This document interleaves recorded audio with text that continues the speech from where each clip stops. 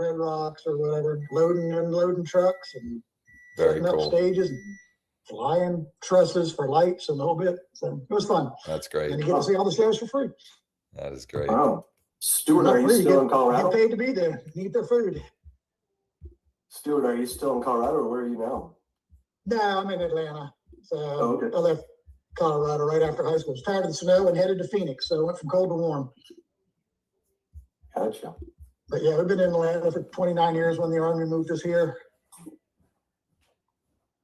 Gotcha. We're supposed to be here 2 or 3 years, moving again with the Army, but decided to get out and stay here. All right. I'm ready to leave again. We're going to get rolling here. My coffee is hot for now. And taken care of. Let me just take care of a couple last housekeeping items. All right, let's rock and roll. I think I grabbed this from Sharon. I would say that the content like this that I engage with the most, or at least that hits me the most on social, is Alex Hormozi and Sharon. And it's not just motivation. Like, there's plenty of that out there. Their posts get you to think, or at least for me, get me to think about how I'm thinking about things and creating more clarity and focus, etc. And so I saw this the other day. I saved it to share on a day like today, or any day for that matter, which is the goal for 2026: build a plan so simple you actually follow it. And last week, Monday or Tuesday, I shared a one-page plan, which, since I'm referencing it again here, I'll include it with today's replay and resources, and I'll share with anyone that doesn't know where to find those, where you can find those. But complexity is like the devil to implementation. The more complex you make things, the less likely you are to actually execute and implement. And I say this, and I've had that on my mind for 10, 12 years. Like, I constantly am reminding myself, can we just simplify this thing? This idea, this concept of simplifying a plan to follow, also, at least to some degree, was the inspiration of Lead Deck. I was following a complex process of multiple steps, Frankenstein together this way, to get myself into more conversations with people that want or need my real estate services to buy, sell, or invest. And Sean said, I think we can make that a lot easier. And I said, well, let's do it. And so that was the big reason why. Can we take something that is complex, but when executed is effective, and can we just make it a lot easier?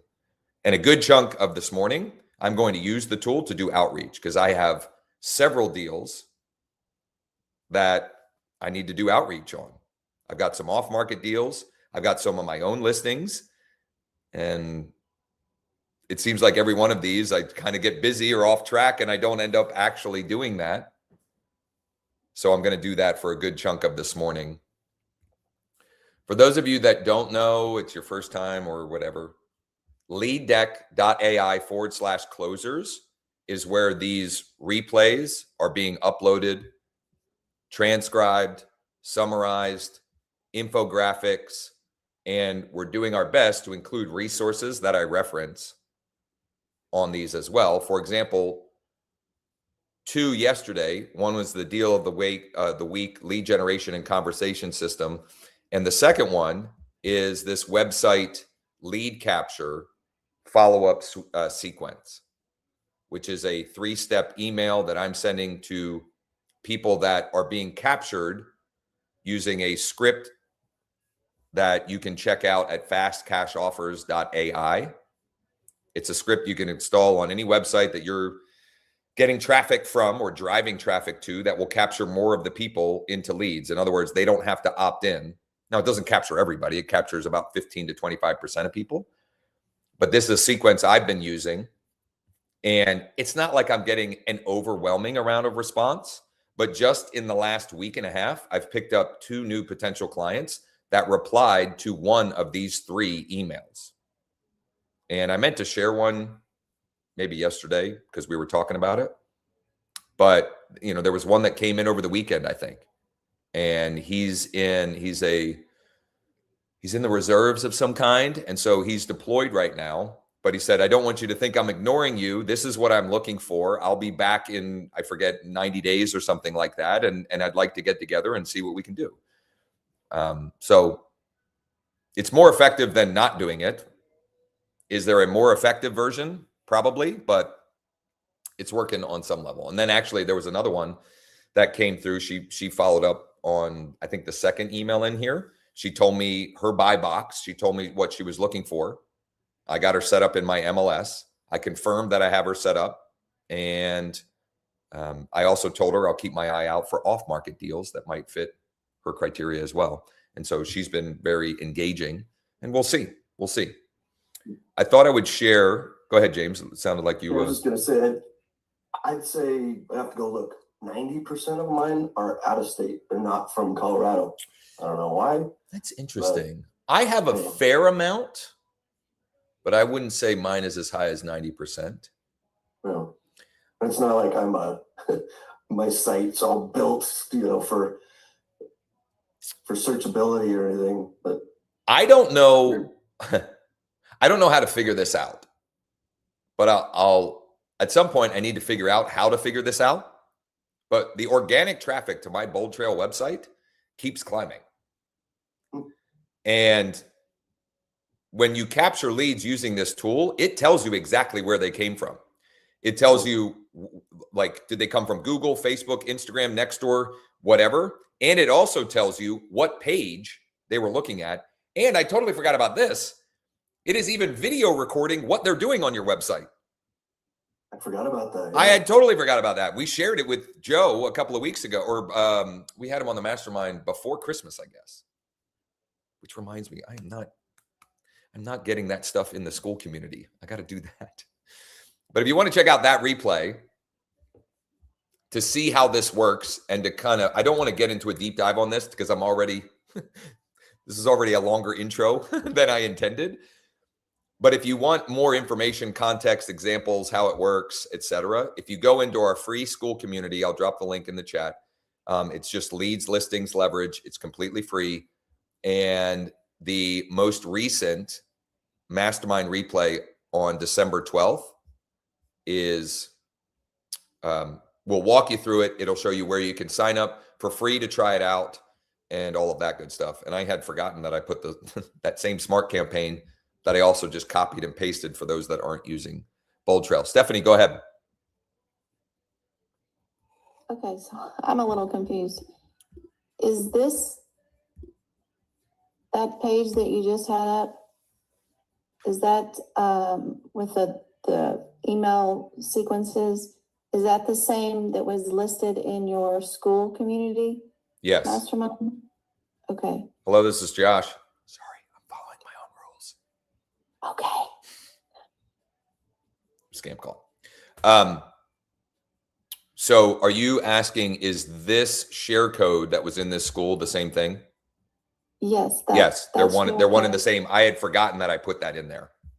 So this here, and that, and I'm thankfully I can tell that they are the same share codes, that I didn't just like get caught in my own confusion, but they are the same share codes, so that they're one and the same. Okay, and then second question is, how are you driving people to your Bold Trail and getting new subscribers there? For the most part, I'm not, but I'm just getting traffic. I don't even know how. That's what I was saying. I need to figure out how the traffic is coming from. I have Google Analytics installed on my Bold Trail website. And every month it's telling me, congrats, your traffic went up. And these leads that I'm generating, I'm getting them from all over the place. So I guess because Bright MLS is so large and the IDX feed is so broad, I get leads that are looking at properties in Philadelphia, in parts of Maryland. You know, I also get them close by me, but I don't care because I'm going to follow a process. And if they want help, I'll just refer them. Like, I'm not going to go show a house in Philadelphia, but I'll refer them. So where I am more strategically driving traffic is, I've shared a couple of times on these, my organic posting process. So I post it to my Facebook page, I post it on Nextdoor, I post it on Google Business Profile, then I share the Facebook page into different groups. I also have the script installed on the page that I send people to for that. So I get people that actually opt in, but I also get as many people that actually opt in. I basically get double the leads, sometimes triple the leads, because I have the script installed. And those are way more often local. Hello, this is Josh. Good. How are you?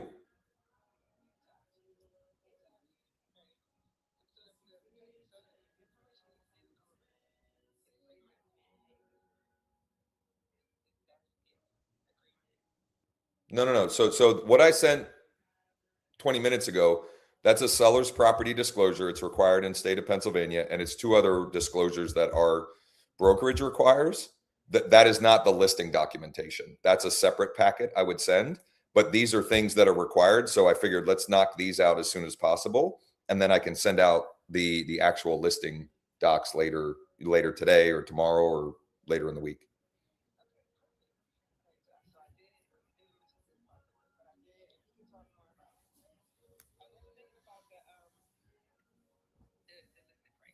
Okay.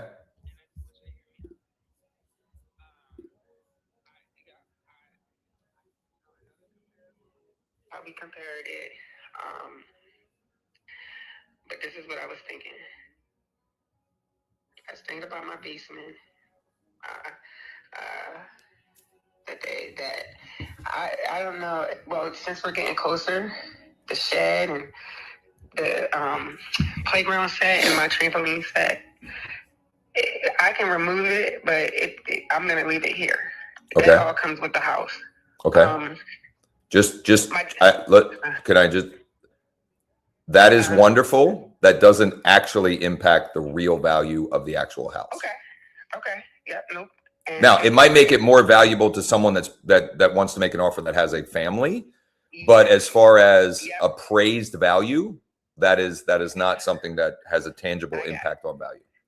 Okay. Yep. Nope. And guess what? I did say family. That's what I was thinking. I truly hope that a family comes here. Yeah, and I think it will be. I mean, more likely anyway. Yes. So this is what I was thinking. I understand why we're saying 275, right? I do. I was thinking if we could shoot for a little at the 285, 290. And I know, and I'm okay with them bringing, if needed, coming down. Okay, so it is up to you. Yeah. Because it's your property and it's a big deal. Here's what I can tell you. That line of thinking always backfires. Always. Because, and again, I will absolutely list it at whatever number you are comfortable with. Okay.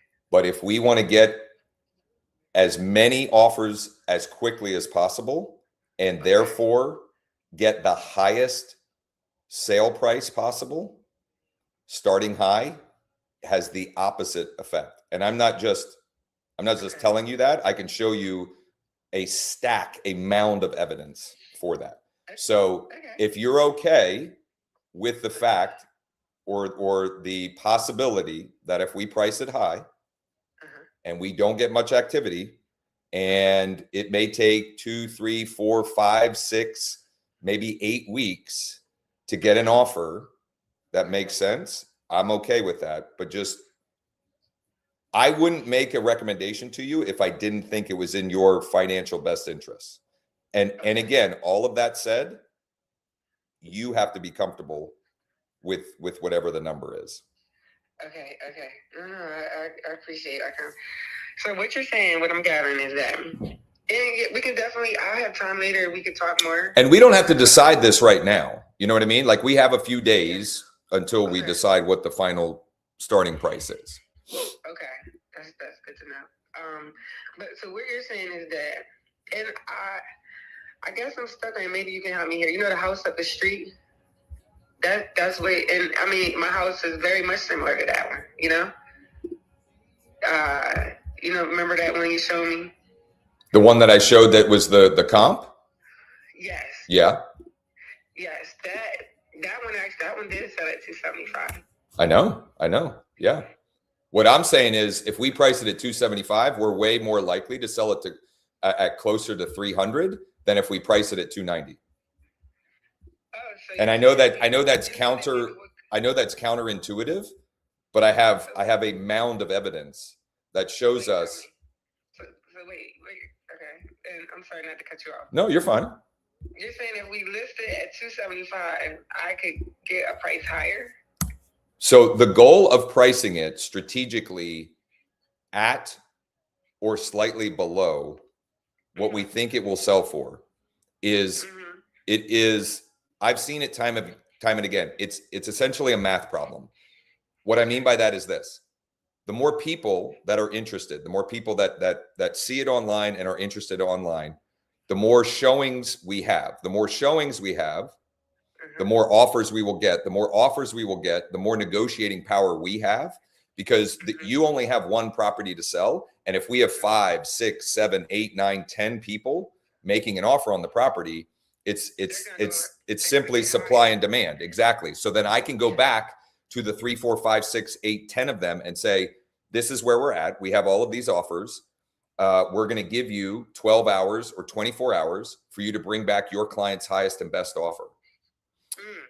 Now I can't, here's my hesitation, or not my hesitation, but here's why I reiterate over and over, you've got to be comfortable with it, because though I have evidence, I can't guarantee that at 275 we'll create a bidding war. And I also can't guarantee that we don't still have a bidding war if we go with 285. I got you. I'm just saying that the 275 looks attractive. The biggest lever on activity and eyeballs is the price. It's the price. Now, the home looking great, which Eric has told me the home is coming together and looking awesome, etc. So that helps. But like the first big lever is we have to get as many people as humanly possible to see the property. Got you. Nope, I'm on it. Thank you. Well, and here's the other thing, Shonda, I want to do, because when I sent you that comp, that's probably 2 or 3 months ago now, is it not? Yeah. At least 2. So let me take another look and see if there are any other comps, good or bad, that we should consider before making the final decision. Okay. Does that make sense? Yeah, that makes So sense. what I'll do is this. Again, what I sent you this morning, they're just like disclosure stuff. There's nothing in there about price or listing the property. It's just, it's a disclosure, a seller's property disclosure that's required in Pennsylvania. You didn't get one of those when you bought it because you bought it brand new. It's only on properties that are when they're resold. And then the other 2 are just like these affiliated business disclosure and a wire fraud disclosure. I mean, you can go through those, but it's nothing tangible, let's say. And then I'll take a look at the other comps and let's chat again later today or tomorrow to decide on where we want to price it. Okay, thank you for taking time to speak to me. Of course. I'm glad you called. Yeah, all right. Talk to you soon. All right. Thanks, Shonda. Bye-bye. Bye-bye. That is a perfect follow-up to the conversation yesterday in our Founders Club, our Lead Deck Founders Club Mastermind, because that was probably for an hour. We talked about the 7-day stress-free home sale and having conversations and 2 major things. How do you pivot from I wanted a cash offer to let's sell it with my 7-day stress-free home sale system? Also about pricing and things like that. So I guess I should have gotten her permission, but she had already said her name. You guys didn't see her phone number. I'm not going to show you her address. So, and I knew the conversation would be good once I realized who it was. I don't have her saved in my phone because she's switched phones since I first. She was a cash offer request lead that I have been working on since October, probably. And that's just part of the game. But we're 3 feet from goal. We're listing it next week, and the last piece of the puzzle is what you heard that conversation is just getting on the same page for pricing. So, right, that only works if it's a special or celebrity property. I mean, I don't know. I just like I do my best to follow this principle on these sessions. I try not to live in absolutes. And so I did my best in that conversation, and that wasn't just for show here. I do that. That's how I converse with them. I'm making a recommendation, and also I can't guarantee anything because I'm not the market. I don't have a magic wand, but I do have evidence that if we price it lower, we more often sell it for higher than if we price it higher.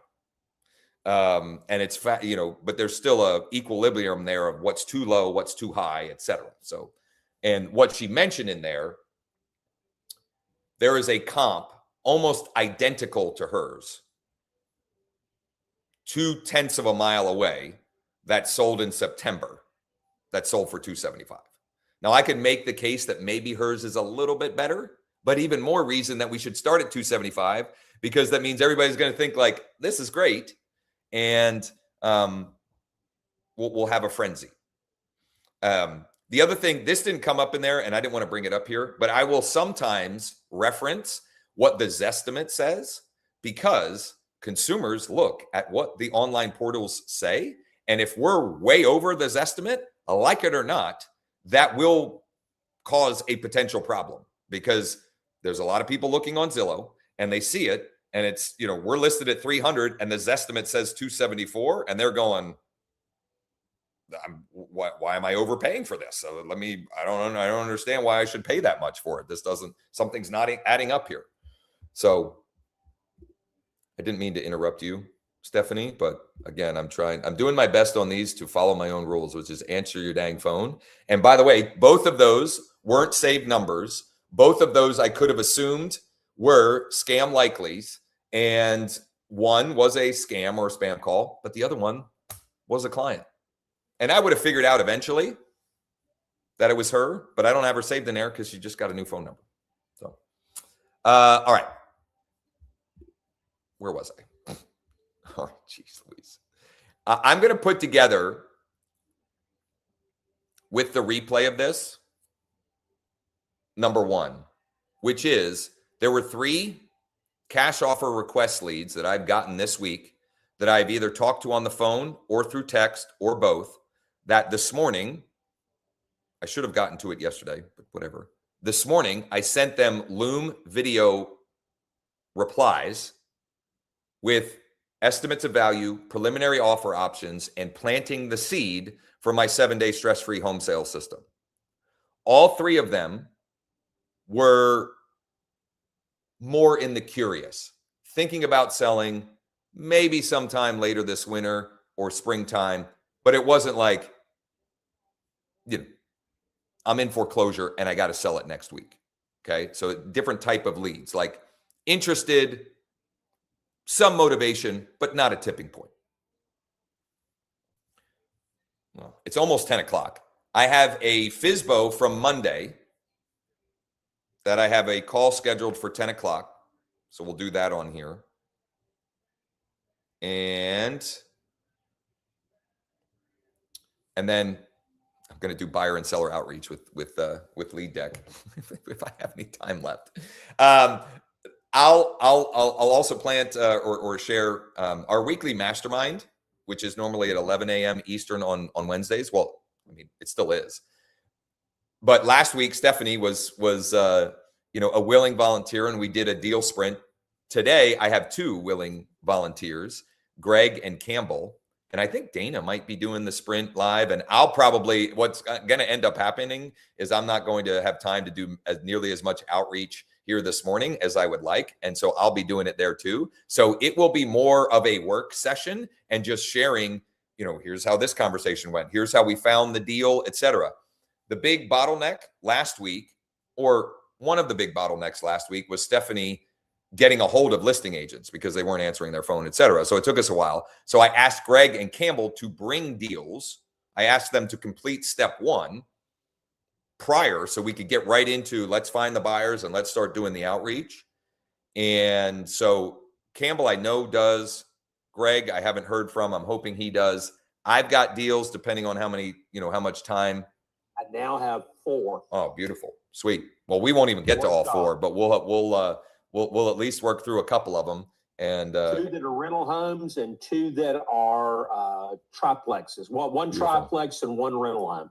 Sweet. So 3 rental homes and 1 triplex, so 1 multifamily. Sweet. So what I'm gonna do something here to get myself set up so that after this call at 10 with the for sale by owner, I can just rock and show you how quickly you can blast through a deck of potential buyers for a deal, whether it's your listing, it's an off-market deal, or whatever. I actually have several that we can work through, or that I could work through this morning. I'm going to start with one. This is a building lot. It's a buildable lot. It's surveyed. There's public utilities, etc. This is someone who's been in my Bold Trail database for I don't know how long, but a very long time. For whatever reason. Well, I know for what reason. I send out a lot of stuff. And it might have been because of a deal of the week email or whatever. I don't know why, but he texted me in November or early December. And he told me, I bought this building lot a few years ago, and I'm trying to decide whether I'm going to develop it or whether I'm going to sell it or whether I'd like to sell it. And finally, he was just kind of hemming and hawing. And this is a good reminder. Like, sometimes we just have to ask. Like, don't assume. Some consumers don't even know what a listing is or what that,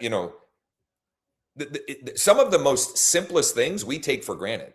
So finally I just said, hey, Holly, would it make sense for us to get it on the market and see if we can get you a number that works for it? And then if we can't, then you can decide whether or not you want to develop it yourself. Oh yeah, let's do that. So, and I've had some activity on it, but we had one verbal offer. He wasn't willing to go that low. I've been playing phone tag with another guy that called around the holidays, and he texted me yesterday pretty much very politely, but saying like he's kind of getting impatient. In other words, if we can't get a price that makes sense for him, he doesn't want to just keep sitting on this asset. He bought it for cash. He needs to turn it into something. Either, I think if he's going to build on it, which he didn't tell me at first, and I don't know if this is a change in plans, but it sounds like if he builds on it, he's going to move into it. And it might be necessity. He might have just gotten in over his head. I don't know. But anyway, I'm going to pull this deck real quick and get it set up for outreach. Then I'll call the for sale by owner, and then I'll come back to this. So this is the zip code it's in, and this is vacant buildable land. Some of these cash buyers may also be interested, but I'm going to start with the vacant land buyers. It's only 6, but it just takes one, right? All we need is one person who wants to buy it. And also, one of the for sale by owners that I talked to on Monday, depending on what conversation I have with these folks, if they don't like my building lot, they might want to develop or put in 8 to 10 townhomes like the other guy has. So I potentially already have bait that I can pivot to depending on the conversation. I'm going to choose the vacant land, and I'm going to create the target. And why does it say, I only have 48 credits remaining. That's weird. Anyway, I'm going to go to profile and scripts, and I'm going to go to buyer outbound scripts. And I'm going to update this so that when I get to the outreach,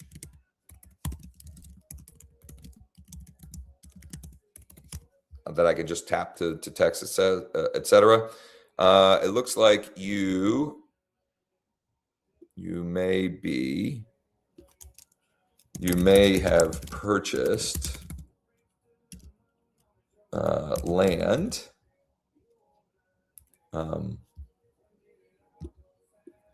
in the Mechanicsburg Mechanicsburg area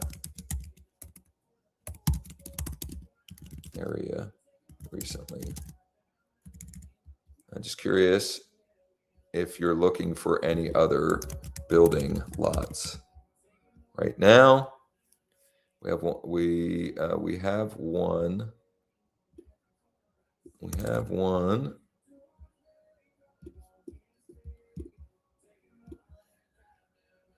We have one that could make sense for a builder / developer.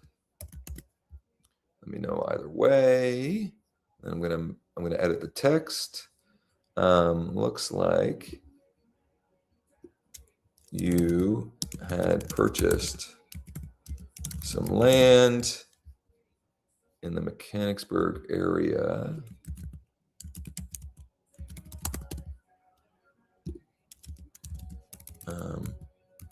fairly recently. Looking for any other building lots right now. We have one available that could make sense for a builder / developer. Okay. So last step in this, I got to make sure I save them so that when I switch over to my phone to do the outreach, it's there. But before I do that, I need to call back this for sale by owner. As I call him, I'm going to pull up his property in Zillow. Josh, what's the possibility of being able to have different scripts so we don't have to edit them all the time? That's a great call. I like that. Like one for each buyer type. Each type that you're just modifying the name so you don't have to start from scratch. Love that. You want to send that to Sean? You want me to send it to Hi, him? did you say that was Phil? Phil, this is this is Josh Shanley. How are you? Yeah, good. I appreciate you taking the call. Let me just pull yours back up. Yours was like 20 acres, right? In Newville. Is that the right one? No, it's in Newville, but we have 15 acres. 15. Okay. I mean, it looked like an incredible property. Yeah, I mean, it just looks great. So the 15 acres, my first question is have you explored or do you have any info as to whether or not any of that could be subdivided off? Any of that acreage could be subdivided off? If any of that acreage could be subdivided off? I really don't know. It's clean and green. Oh, it is. Okay. Yeah, and minimum on clean and green is what, 10 or 5? 10. Yeah. Okay. Okay. Well, that was one of my big questions because I have some guys that like to do that. I mean, this looks There is a restriction on the lane. okay. You can only have 3 homes on the lane. There are 2 on it right now. There's a third at the end of the lane, but that's really a different address. That's Lake George Road address. Okay. You could put one, but there are other restrictions too. The lot across from us is a field that is deeded that you can't put buildings on it. Okay. So Okay. there are a lot of restrictions. It'd be very difficult to build something right. Okay. So that was my first question. And then the other reason why I wanted to connect is I do have a couple of folks who have been looking for a horse property. And so let me just see here. I can't remember what you had noted in there about the barn. Can you? We have 4 stables. Okay. With all the electric was upgraded. The barn itself was upgraded. So it's nice. It Yeah. can accommodate easily 4 horses. Gotcha. And you guys are still living there? No, we don't live there. Oh. It's just like, you hang on one Sure.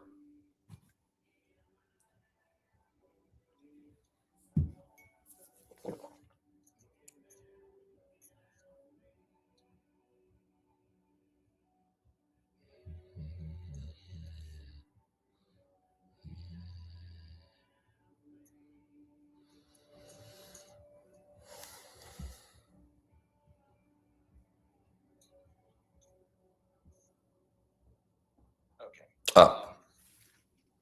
a vacation home for us, really. Oh, okay. So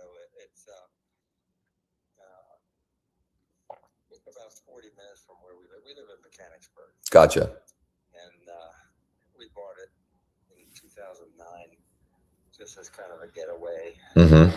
And then we discovered that it needed a lot of work. So we put literally hundreds of thousands of dollars. Wow. Okay. And so it's a beautiful place. It's just that we just don't want to manage 2 homes anymore. Yeah. Yeah. I mean, it was great when the grandkids were younger. We spent a lot of time there, made a lot of memories. The grandkids, some of them, 3 of them were married. They have their own kids, and we're the age, where we just don't want to manage too much. Yeah. Fair enough. Fair enough. Have you had any offers on it? Yes, we have. You have? Okay. Another one that is coming this week. Okay. All right. Well, let me get with a couple that I have that have been looking for something along these lines and see, if there's any real serious interest there. And I can certainly let you know. And if you don't mind, or maybe I'll probably check in either way early next week to see if that other offer came in and what may have happened with that. Yeah, perfect. We have one that there's another one maybe, so we might get 2 offers. Okay. Okay. It's been pretty active. It's a beautiful property. Yeah, it definitely is. I mean, yeah, and it looks like it's had a good amount of if I'm looking on Zillow, it's got a bunch of people saving it, right? So like that means that at least caught their attention. Yeah. Yeah, yeah.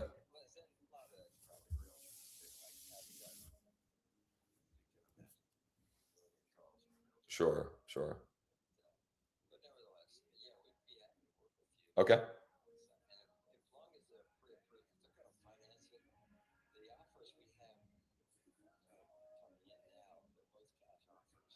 Oh, okay. Sure.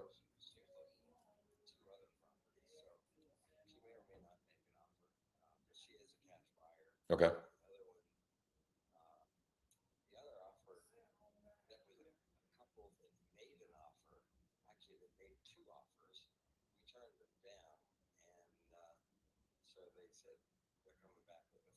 Okay. Okay. Gotcha. Of course. Yeah, of course. Yeah, absolutely. I would never present an offer if they didn't. I wouldn't be working with them, quite honestly. Yeah. Yeah.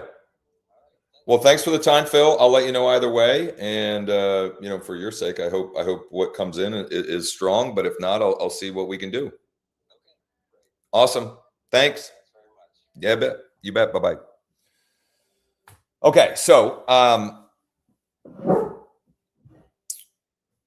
interesting situation. They actually live in Mechanicsburg, which is like, I don't live in Mechanicsburg, but that's most people think where I live is Mechanicsburg, splitting hairs. Regardless, they live in Mechanicsburg. This is like a second home for them, and they've made some memories over the years there with grandkids, etc. But it's just too much for them at this point.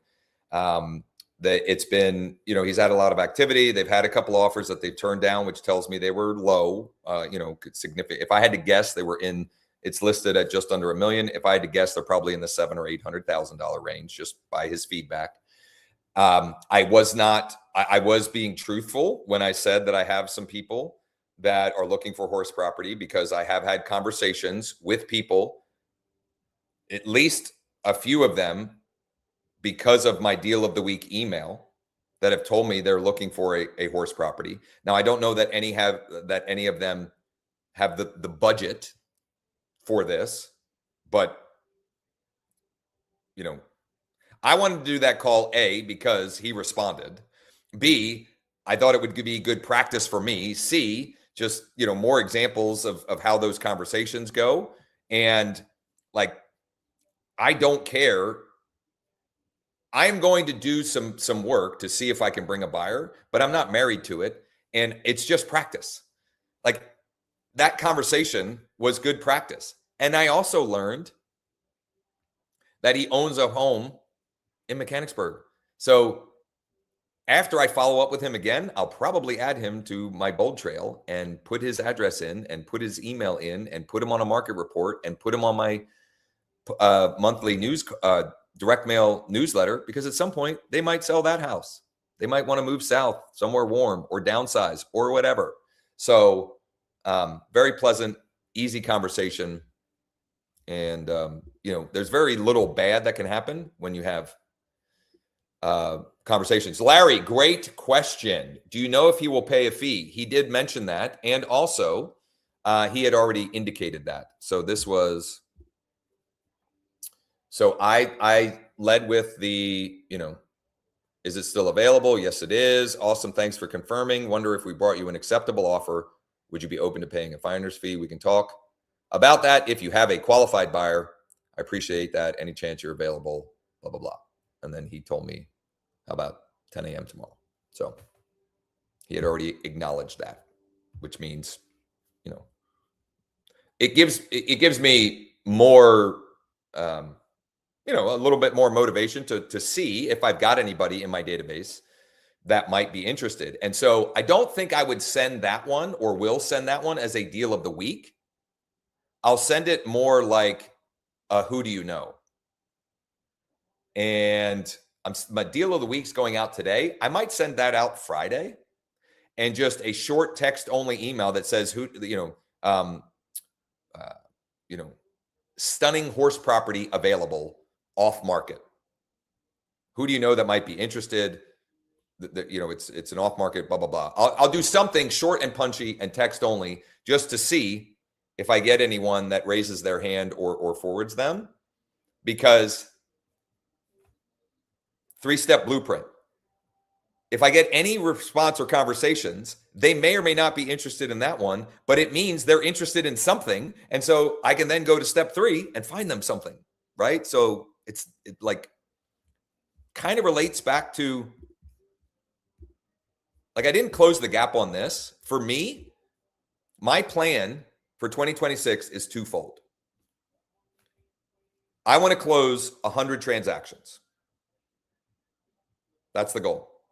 The two things I'm going to do to get to that number is cash offer motivated sellers, which I'm going to send you how I'm taking those people from hand raisers to listings. I'm going to document that with the replay of this, examples from this morning. That's one. And the other one is just the 3-step blueprint. And those two combined, I'm thinking I'm going to get one a week on each of those buckets. That gives me 100 closed transactions. And you know what? If I don't hit it, that's okay, because like I'm going to be better for trying than if not. And I'm not suggesting that should be your goal. I'm saying that's my goal for 2026. And my simple plan to make that happen is those two pieces. And also, those are more of the fishermen. If you've watched the 3-step blueprint, I'm still doing the shepherd and the farming activities. Not really, a ton of, I'm still doing farming activities, because the farming activities is me, posting a new listing, et cetera. That's growing my database. That's planting seeds for the future. And the shepherding is what the listing that I have going live this week. It's my neighbor. He lives over there. It's a rental house that, I'm helping him sell that. And eventually I'm going to help him sell his. So, I'm not going to say no to that business, right? But I also know that if I only rely on the shepherd business, there's no way I'm getting anywhere close to 100. There's no way I'm getting anywhere close to 50. How do I know? Because I've tried to do it like that. That's like, it's virtually impossible. Anyway, let's get to outreach. The one thing I want to say to Campbell's recommendation, I agree 100% with the idea of having multiple boxes to save scripts. And also, I still think you should edit every one before you start working a deck for buyers, because the more specific it is, the more response you get. In other words, we can't make it evergreen because we don't know. Are you reaching out about an off-market property? Are you reaching out about a property that would make a good flip? Are you reaching out about a multifamily property? Well, I guess the multifamily could be. But my point is that the little bit of insider information that you put into the script, that can make the difference between people ignoring it and assuming it's just spam or junk versus people saying, this is interesting. I'd like more information. That said, we'll work with Sean, and it'll be like cash buyer outbound script, landlord buyer outbound script, vacant land buyer outbound script, so that the default ones, if you accidentally don't edit them and you send something, which I don't know how that could accidentally happen because you have to manually, you have to click the buttons. But regardless, that it kind of makes sense on some level if that were to happen. So now I'm going to switch to my phone to do the outreach. I just have to find where I'm logged into so let me make sure I'm logged in. I'm going to go to the dashboard. Okay. So I'm in the dashboard. I'm going to go to Deal Deck. Oh, you know what? I didn't run them yet. Wait a minute. I saved it as a target, but I didn't run it. So I got to run the deck.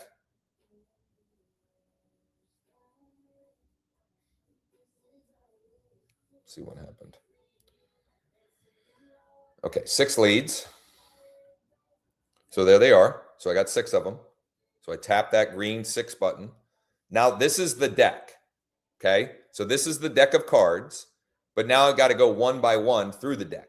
Okay, so this is I can see the full deck at a glance, but now I got to go through it one by one to do the outreach. So I'm tapping on the first one. I've got one phone. It's a mobile. It's not on the DNC. Tap to text. It's a blue text. Uh-oh.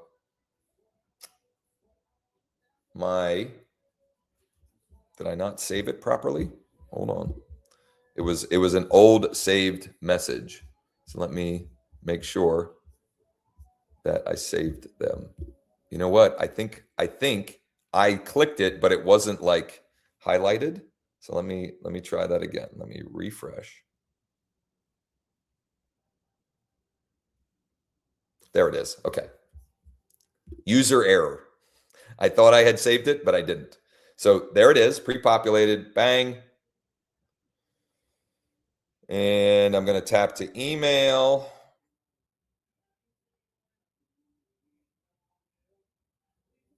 And I'm already through. I also have their mailing address. They're a local. Their mailing address is local. It's a Mechanicsburg mailing address.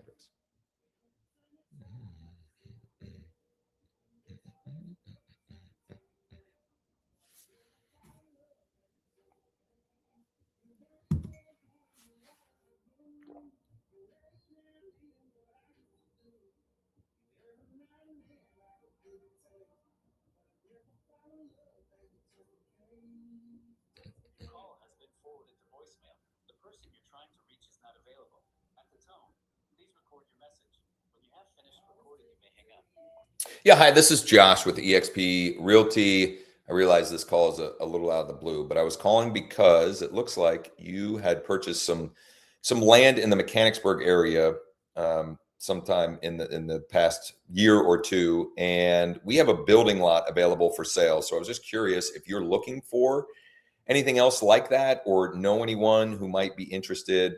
It could be a good deal for a builder or developer. It's in Upper Allen Township. Anyway, I did text you and email you as well. Let me know if you or anyone you know might be interested. Thanks.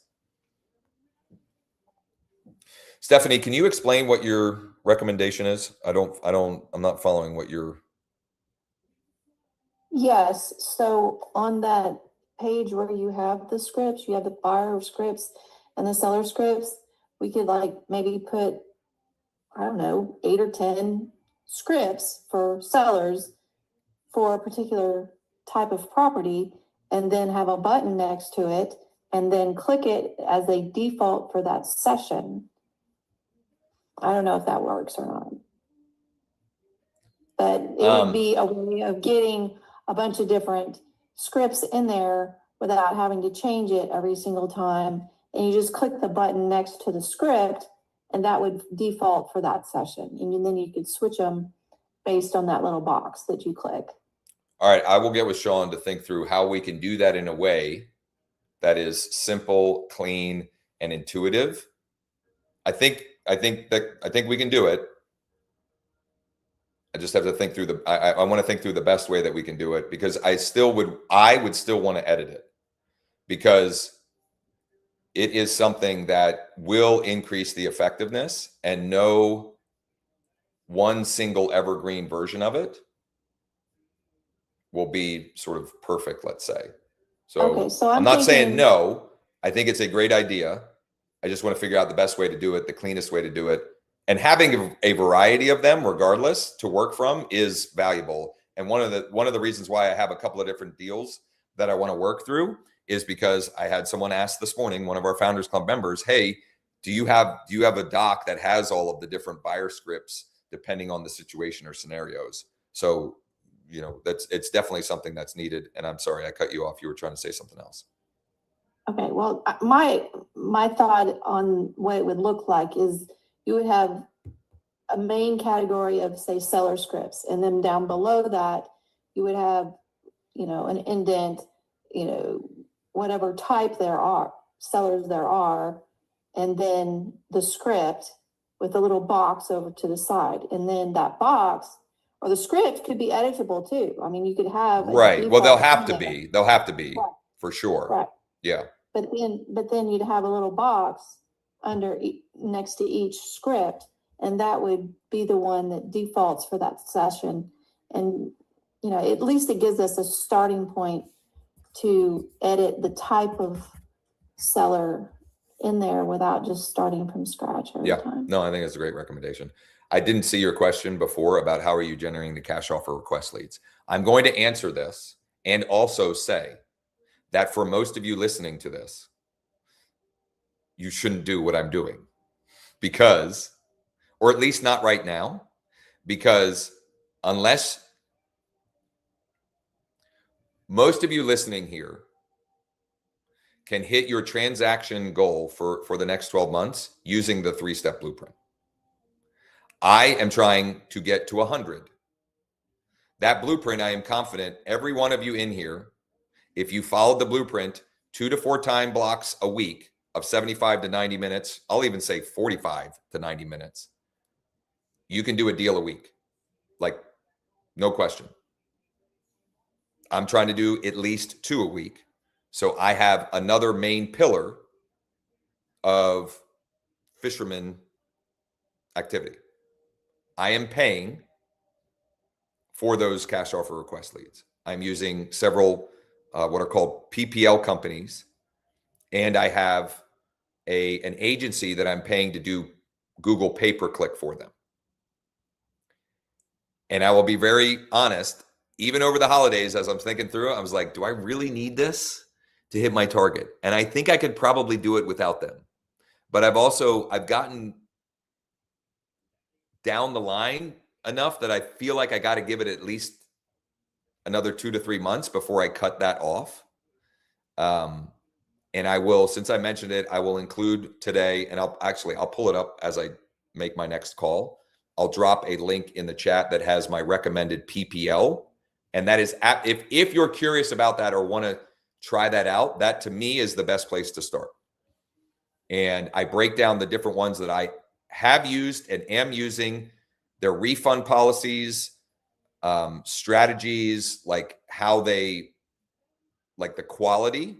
Because, for example, I have had and continue to have success with Z buyer seller leads. They are cheaper, but they're also lower intent. In other words, I have to talk to more of them and get more of them to get someone who is actually motivated to sell. And then some of them are more expensive, but there's more motivation and intent. So it's a weighing of that.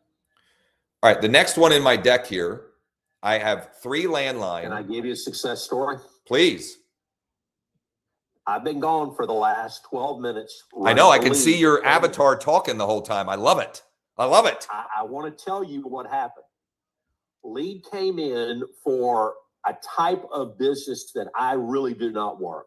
She had requested info on a commercial property that's for lease in Cartersville, where I've got the triplex that I'm going to be shopping today. And we get on the phone and I'm telling her, look, I really don't handle this type of property. I've got somebody I'll refer you to. And she said, you have other stuff in the area. We own quite a bit of multifamily. So I shopped the deal that I got yesterday out of going into the expireds for triplexes, quadplex, and duplex. Yep. And I got a hold of a guy who's in his 70s and they're looking to unload their property. So I shopped that one to her and she's ready to set an appointment to go see it. But here's the kicker. Josh, I took your line and I said, do you have any properties in your current portfolio that you wish you didn't have? She said, yes, I got a house in Atlanta that we fully renovated that we really want to sell, and you're welcome to shop it off market. And as we're talking and getting to know each other, it turns out that her son went to law school. My degree in school was in criminal justice pre-law. So we clicked there. We started clicking on family. Then she talks about, she said, yeah, I've got an apartment complex also. I said, tell me about the apartment complex. Well, they've got a 48-unit complex in Smyrna that they also want to sell for $10 million that she'll let me start shopping that to other people. So Holy that one fucking shit. Now I got to put this, I got to mark this one explicit. $10 million deal. So hold on. Number one, the script that you used, in full disclosure, that's Sean's script. So I want to give credit where credit is due. Do you have any other deals or properties that you wish you didn't have? That's Sean's script. Number two, that 48 unit, Campbell, after or at some point, I have legit buyers for that. That is a perfect, for anyone listening that is interested in multifamily or that type of transaction, 10 to 50 units, they're too small for institutional investors and they're too big for most of the typical landlords. But I have access and I literally have 5 off the top of my head who would absolutely immediately take a look at it. They would underwrite it and say, I'm interested, this is my number, or, whatever. So I want to get with you on that. And what you just shared illustrates, I don't know how to communicate this, but you just did it perfectly in just telling the story, is if you get in motion and you listen and you ask questions, it's like, in the movies where the FBI has the pin board in the back and they're like, this connects to this, connects to this, connects to this, connects to this. And while Campbell was on the phone with this person, he was already making connections. I got this off-market deal over here that they might be interested in, and she just shared one that matches with this. But it's not a linear thing, right? It's just, and that's the game. That's what we're compensated for, is being 3 potential deals from one call. But they're always looking to buy more, so she wants me to shop off-market properties I've got to her. You said one call, but it wasn't one call. You've been working that one call, but you that's the thing that's the trick of this. And that's the thing that messes with people's brains, is if you just knew that the 5th call you make is going to be that call, you'd make the 5 calls. The problem is you can't know it. And it might take 5, it might take 10, it might take 20. And also it's worth it. Either way. Good on you. That was awesome. I will tell this story in the 11:15 call. I got to get off in just a minute because I got to go get a shower because I got a listing appointment today I got to go to, and I want to be ready to go out the door when we finish up the blitz today. Beautiful. Good stuff. So This is the document that I mentioned with the PPL providers. This is the next lead in the deck. This is the vacant land.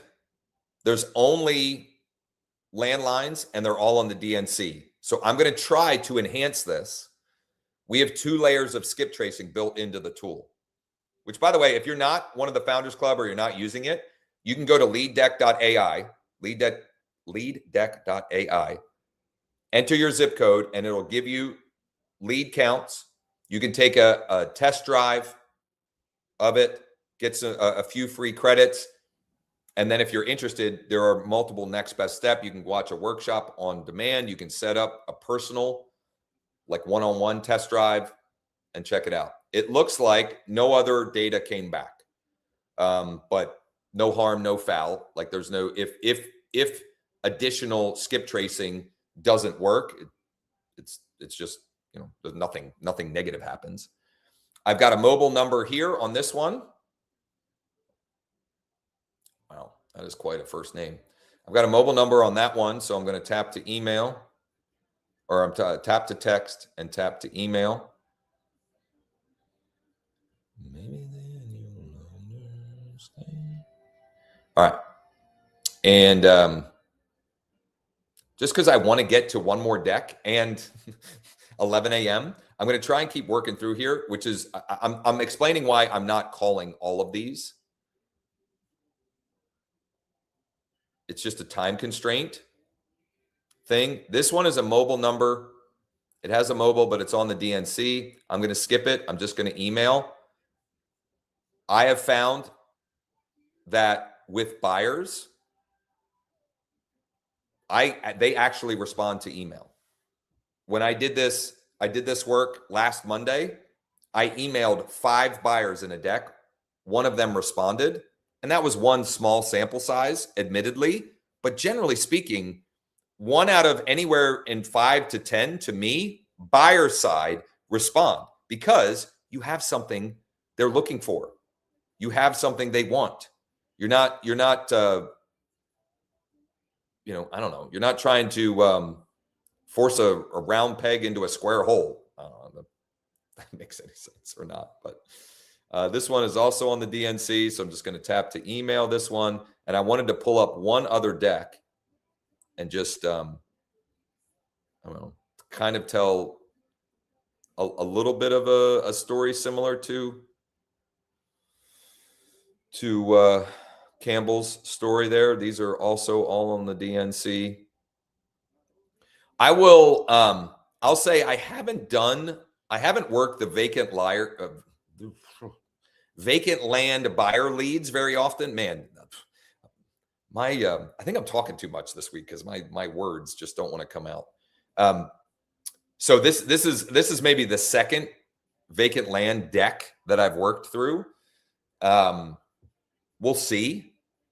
Of the buyer buckets, the one that I've most consistently been able to get into a conversation the easiest, in other words, like the highest conversation rate, I'll call it, for me has been with the cash buyers. And this is maybe anecdotal because I don't know how to prove this. But in my experience, a lot of them own a business or multiple businesses. And it could be a service-based business or something locally, and or their business is real estate. So they're just more predisposed to answering their phone, responding to text, and responding to emails. Again, that may be anecdotal evidence. And that same anecdotal evidence should hold true with the active landlord buyers and the multifamily buyers, because a lot of them are managing properties themselves. So they're used to answering the phone for tenant requests or, for service, service professionals, I got to have the plumber go out and do this, that, and the other thing, or we're putting a roof on this thing. Anyway, again, anecdotal, but that's been my experience. So I'm going to do one more poll here. And I'm going to edit the outbound script because it's a different deal. And it's more just because I want to check this out. So late-ish last night, I got a text from a guy.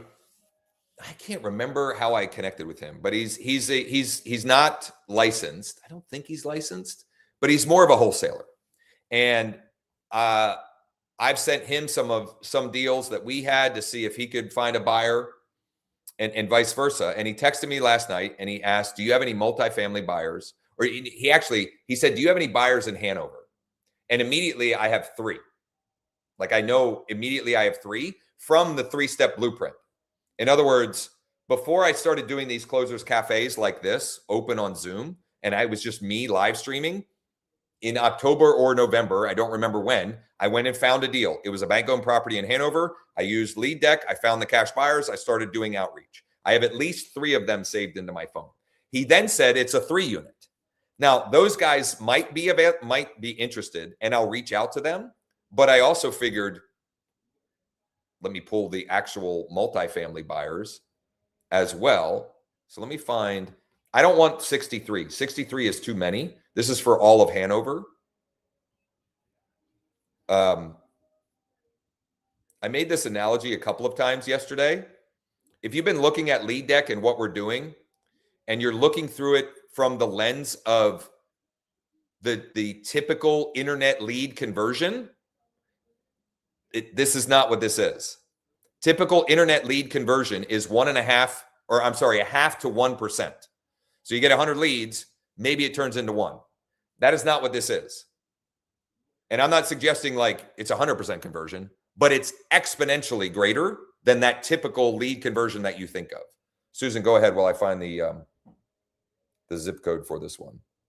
Yeah, just a quick question, as usual, kind of off topic, but what do you do when you've contacted, this has all been through text, a potential buyer, and I have that off-market property and they just want the address? I mean, I guess on my part, maybe I'm not trusting enough, but I kind of feel like that could be an issue. They want the address. They don't want any of the other information that I already have. How do you know they don't want any of the other information? Because I just asked him for his email address, which I didn't have, which wasn't in Lead Deck. And he just said, send me the address.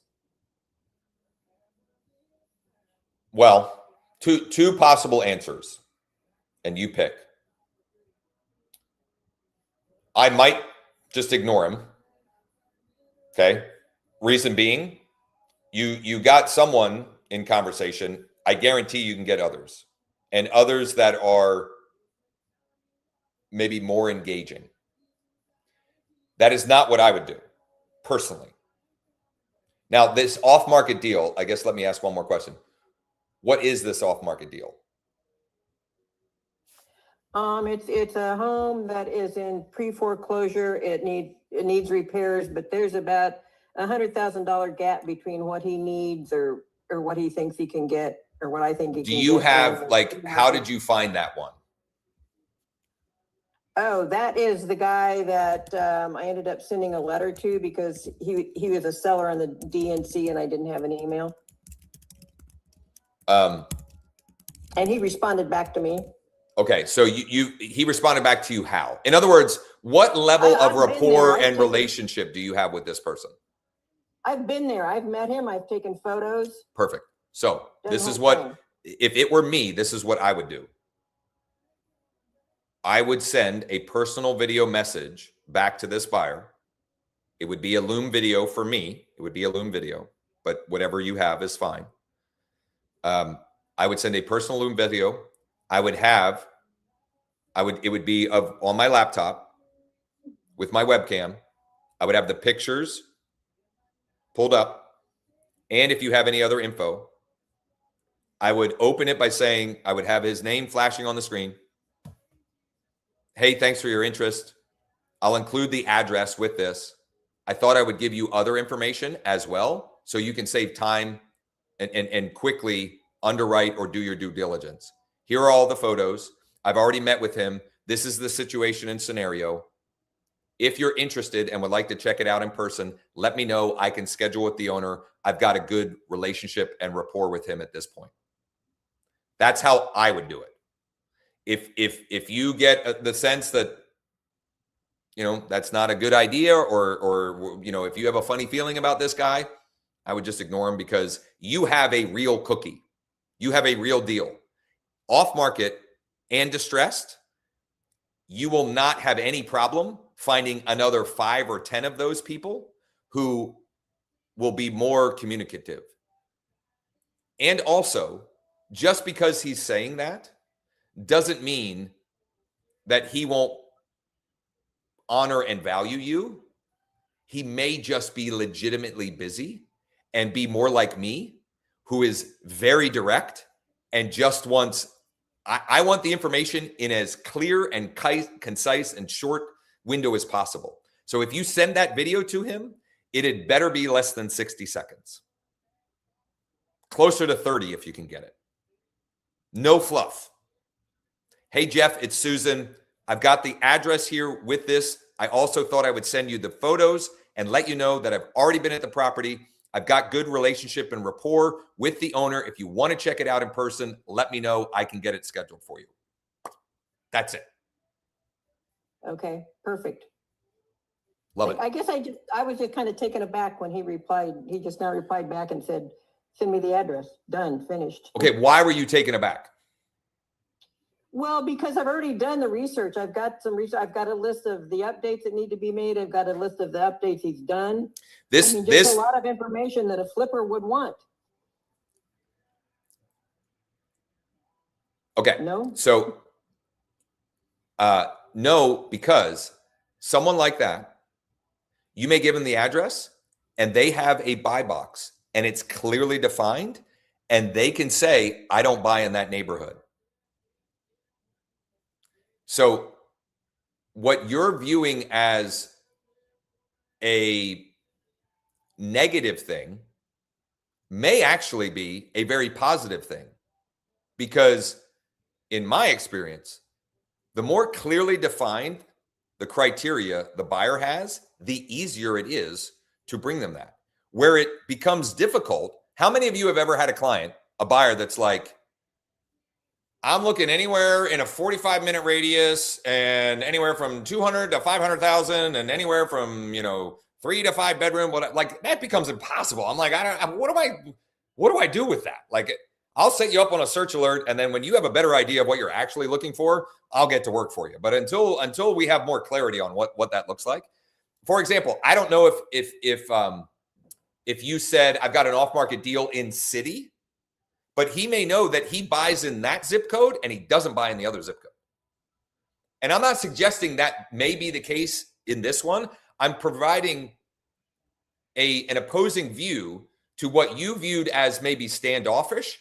He is someone that is all business, knows what he wants, what works for him, what doesn't, and he's busy. Like this Sam guy, I keep playing phone tag with him because the guy is busy as all get out, because he's doing deals, he's got a profitable business, etc.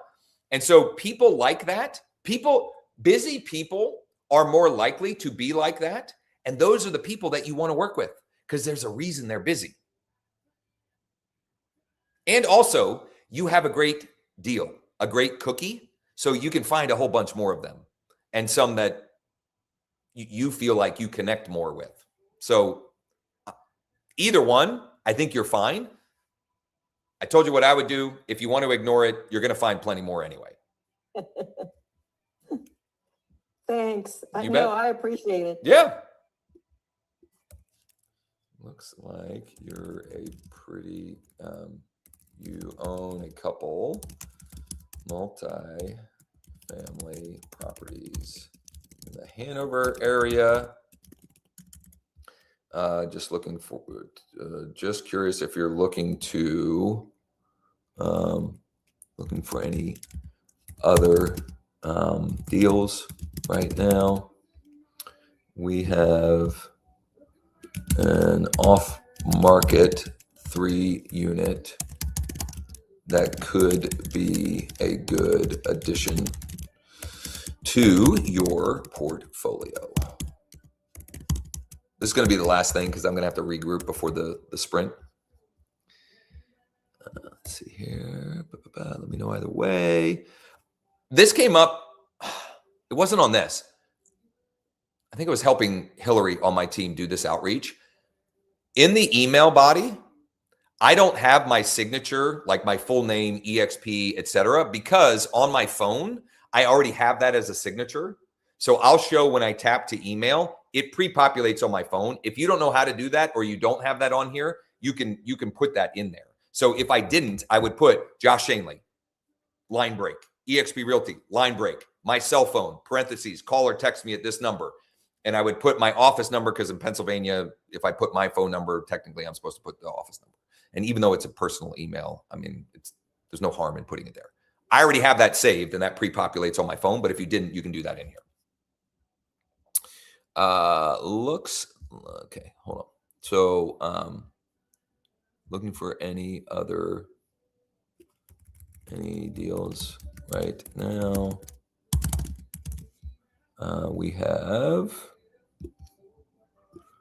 We have an off-market 3-unit that could be a good addition to. The thing I don't love about how I'm framing this is I'm projecting on them that it could be a good addition to their portfolio. So in my brain, I'm trying to figure out, how do I make it sound like this could be a good addition for someone's portfolio, right? Because birds of a feather flock together. And a lot of these folks that I'm talking to, they're not interested, but they're like, I know 3 other guys that are, potentially looking.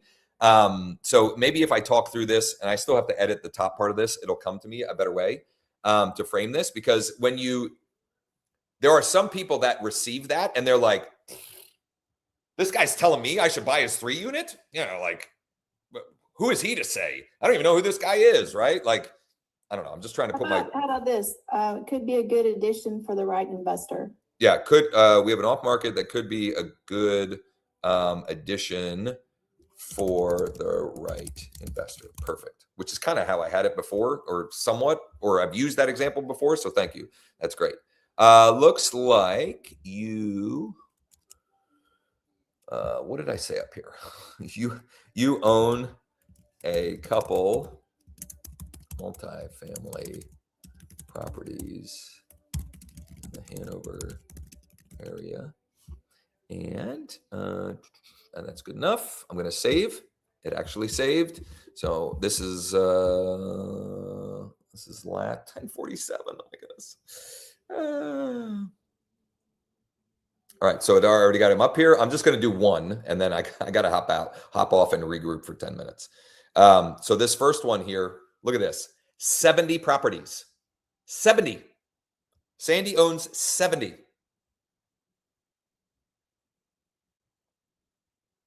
Tap the text. It's not Sandy, it was Sandry. I misread that. Here's where I'm saying where I have my, that's pre-populated because I have it saved in my phone under the mail settings. So it's already in there.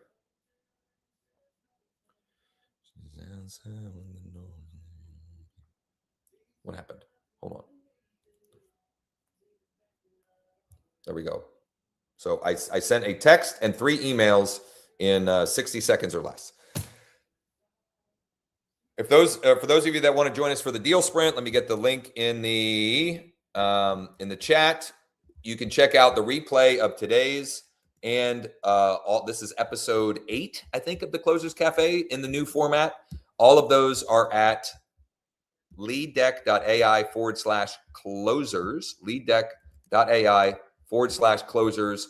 Once this replay is ready and available, we'll get it added there, as well as the other resources and docs and all of that I had shared.